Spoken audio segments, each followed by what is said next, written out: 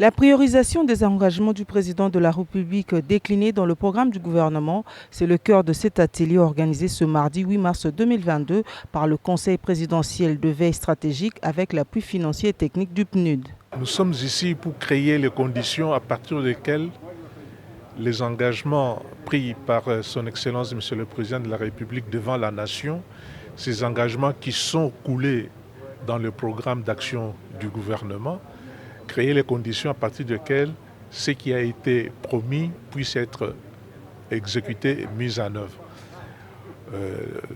Vous savez qu'entre ce qu'on dit et ce qui doit être fait, il y a une distance qui nécessite l'existence, la présence d'un outil chargé de monitorer, d'évaluer et de faire des propositions lorsque les choses ne vont pas dans le sens ou au rythme que l'on souhaite.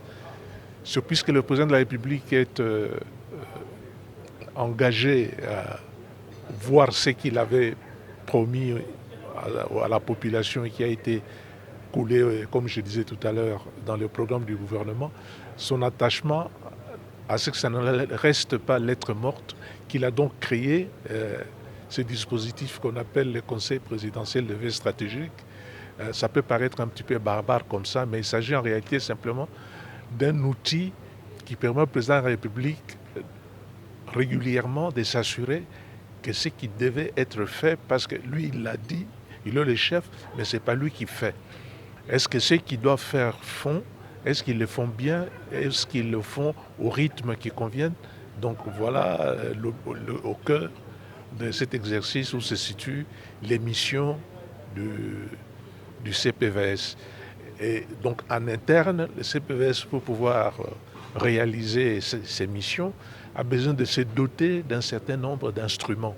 Le premier élément d'instrument, comme ce n'est pas le CPVS qui fait, le CPVS doit pouvoir avoir ce que nous appelons les points focaux, c'est-à-dire des points d'attache dans tous les ministères, dans tous les services qui sont chargés de mettre en œuvre les engagements du président de la République tels que stipulés dans le programme.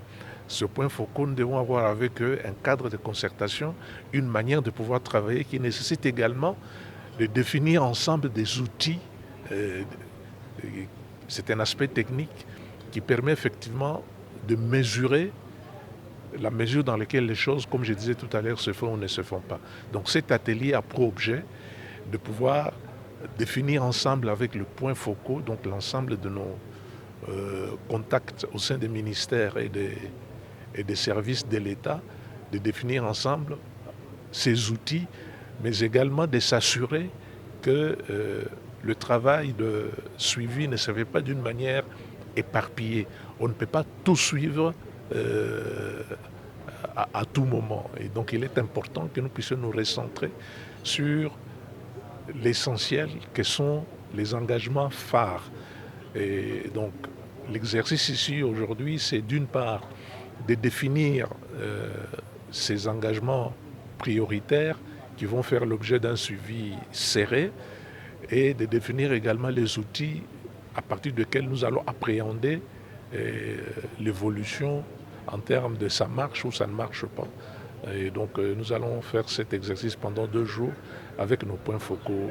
Les participants à cet atelier de 2 jours ont pour tâche de mettre à la disposition du Conseil présidentiel de veille stratégique des informations crédibles relatives à la mise en œuvre effective de priorités retenues.